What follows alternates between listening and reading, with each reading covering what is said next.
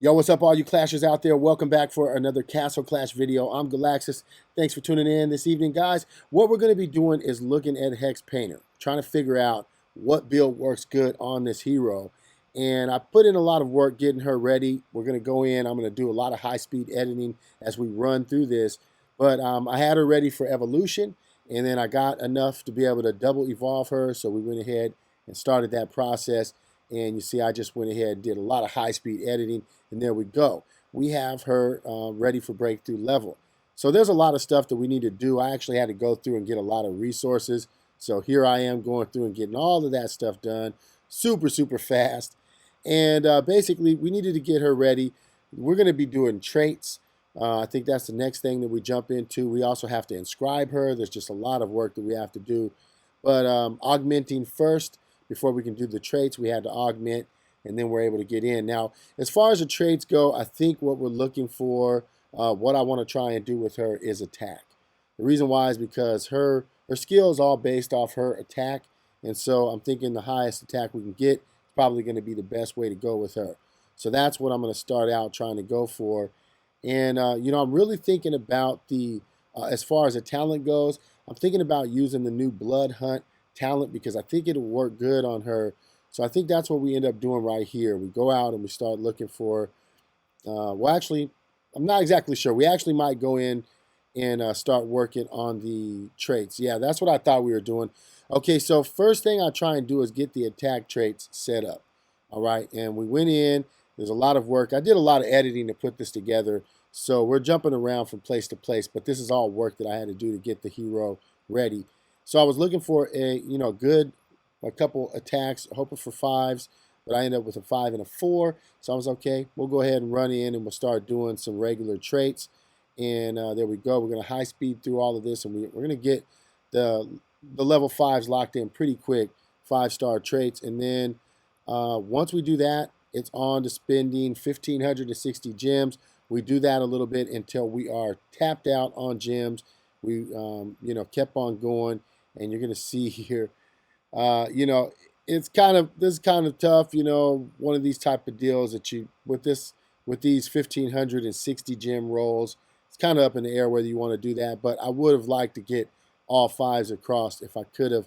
But, okay, so now we were on to trying to get an enchantment, all right, and the enchantment that I was hoping for was a Holy Conviction, and so I set everything up, and I think we went through, not too bad there. We were able to pick up the Holy Conviction. So we threw that on, and, I figured that would probably be the best to be able to help her to be able to stay alive, reducing damage received by 48%, and then we're at 6 of 6. So 48% reduction, increasing the hero's healing received by 140%. So that actually is going to help out. And so I went ahead and I locked that in. Now, the next thing we wanted to do, I needed to work on her talent. I think I either do that right now or we go ahead and take her to breakthrough level.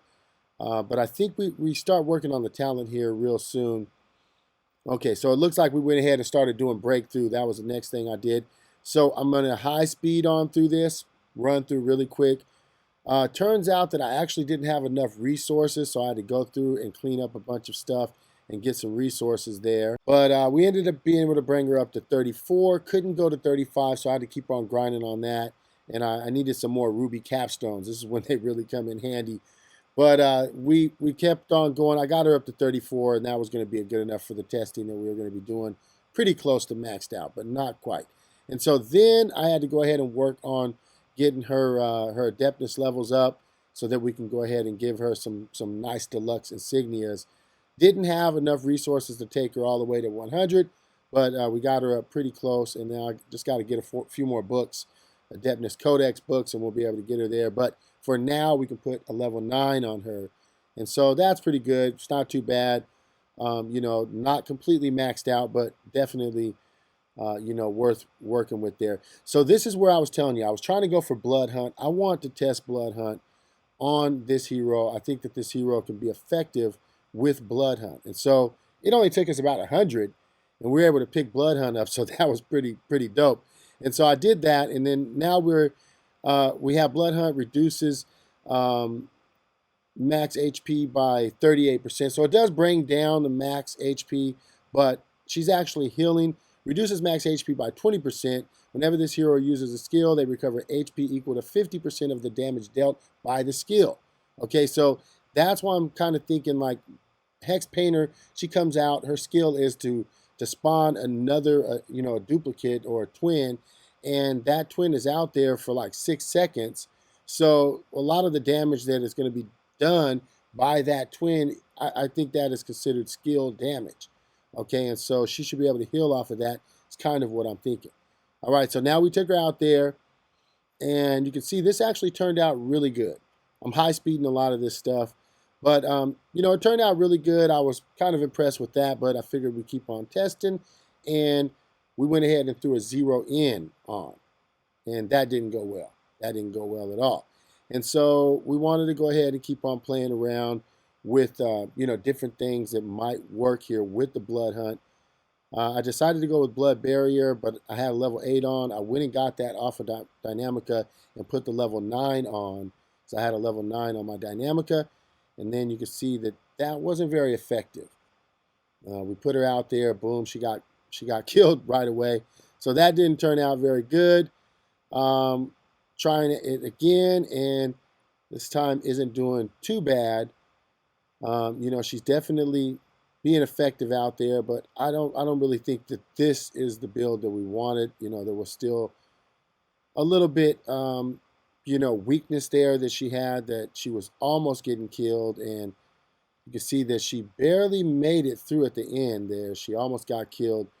So we went ahead and kept on testing, and I went in and, I seen it was pretty effective. We're able to get a lot of the base killed. We're not killing heroes, and that's something that I found with her. She's more of a base destroyer. I think, the way that I see it, I like to use her for destroying bases. So like guild wars and, stuff that needs the bases destroyed, she might actually be a really good hero for that. And so you can see here, she's doing pretty good. This is solo, and she's just taking this base out, not killing any of the heroes, but surviving and living to be able to destroy the base. Now, she does have a weakness, something that I noticed, and we're going to show it in this video. If she goes up against Royal Mummy, it's pretty much, not going to go very well. So there she got killed. That wasn't by Royal Mummy, but I found that if you drop her by Royal Mummy, she's kind of going to get deleted pretty quick. So that's something to keep in mind. But maybe not. If we have something set up for her, maybe she can survive that and not have a problem. So this is doing pretty good here, and I think this is after I had switched to the Sacred Light, and we're running a Sacred Light with the Blood Barrier on this. And it was doing pretty good, but, I seen that we kind of started getting deleted when we dropped, and that made me think, well, maybe we need to tweak something a little bit, because just being able to, you don't want to run in that situation, and it just seemed like I got a couple of those in a row where you drop down and, she was able to get deleted. So we'll see. I start to tweak it a little bit more. So that was Sacred Light with Blood Barrier. I still want to keep Blood Hunt in the build, but we decided to kind of play around a little bit. I put some Healing Riposte on. I only had a level 8, but that didn't work. I think I put Survival on next. We go out and run out with Survival, and that doesn't work out very well. Drop in, you're going to see it just doesn't go good, and we end up getting killed pretty quick. So that didn't work very well. And then I was thinking, like, what else could I use for her? I mean, like, I don't know. The Sacred Light actually was doing really well. And I thought about other things that I could do. Silent Cover, maybe that might help, give her a little bit. But it's back to Sacred Light. Ended up going back with Sacred Light and maybe trying to play around with the Blood Barrier. Tried 0 in Insignia. Got the Blood Barrier out. Put 0 in with Sacred Light. That didn't go very well. Oh, so now we're rounding around to Spike Shield. Maybe that's going to work good. Sacred Light with Spike Shield and Blood Hunt. This actually turns out to be pretty good, you guys. Check this out. So we got in, we started dropping in, and this is, well, actually, no. We got deleted right away. Maybe I tweak it a little bit more. Let's see. I think, okay, I know what it is. So I decided now, Holy Conviction, maybe that is the problem. Maybe we'll go with Forest Ward. Forest Ward is going to let her heal, and it's going to remove conditions, And if we got a pretty decent level Forest Ward, 40%, it's going to definitely a 40% chance to remove all conditions and, increasing her healing. And so I thought maybe this will work. And this is actually where things started to turn around. I was thinking it was that last one. No, it's not. It actually took Forest Ward to make this happen. Okay, so now we go out with Forest Ward and check out what starts to happen. Now I start to think, I think I have something here. I really do. I think I have something. Look at this. So she did get killed, but she destroyed like 76% of the base. So, I mean, like, who cares if she dies if she can be brought back? That's not even putting in any of the rest of the team out there. So check it out. Another solo attack, 61, 70%. I think I have something here. Forest Ward replaced the Holy Conviction, and now we're rocking a Sacred Light with Blood Hunt. We're rocking the Forest Ward, and we have Spike Shield on there. And that is just amazing. It's just working amazingly. So check it out. It's not perfect. She does die, but she's not a solo base destroyer, but she's going in there and she's doing a lot. Oh, this is where it gets interesting. I decided, well, maybe if we throw Revive in there, it's going to give her a chance to come back because she does die. But if she can come back, if we're looking for base destruction, then that's kind of working really good. And playing around with that actually showed me this could be pretty effective. We're just trying to get her to be able to destroy the base, and it'd be better to be able to bring her back. And so Sacred Light worked pretty good, but this isn't working too bad either. Well, that time I end up getting just deleted right there, so that didn't work out too good. But overall, pretty effective. We're going out, we're destroying a lot of the base.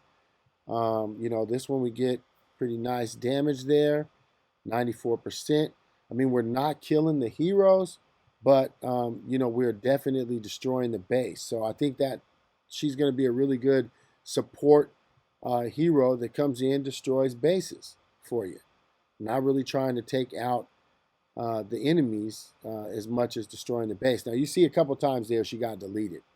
So, I mean, it's not foolproof, but it definitely is effective to be able to do what you want to do. And I think I'm going to be using her to destroy some bases, and she's just really good at that.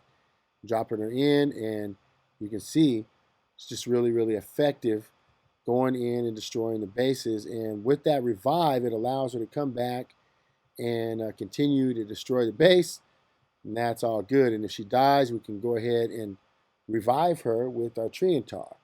So it works out really good. I think this is a pretty effective build. Sacred Light, also something that you can play around with. But, I figured that this is a really good hero for destroying bases. All right, guys, so that's going to wrap the video up. I appreciate everybody continuing to support my channel. If you guys have not already subscribed, make sure you click that subscribe button. Come back, check out some more Castle Clash videos, and I will catch you guys next time. I'm out of here. Peace.